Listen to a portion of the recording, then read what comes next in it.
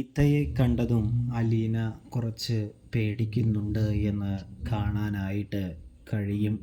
വല്യപ്പച്ചൻ്റെ നേരെ വിപരീത ശബ്ദവും കാര്യങ്ങളൊക്കെ തന്നെയാണ് റീത്തയുടെ വായിൽ നിന്നും കേൾക്കുന്നത് കേട്ടോ. അതായത് അലീനയെ കണ്ടിട്ടില്ല, വല്യപ്പച്ചൻ്റെ മാർഗത്തിലൂടെ തന്നെ സഞ്ചരിക്കാനാണ് ഈ ആൻറ്റിയും വന്നിരിക്കുന്നത് എന്ന് അലീന തിരിച്ചറിയുന്നതുണ്ട്.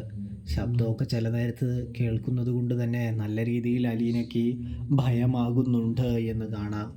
ഒടുവിൽ റീത്തയും അലീനയും കണ്ടുമുട്ടുകയാണ്, മുഖാമുഖം കാണുകയാണ് എന്ന് കാണാൻ സാധിക്കും.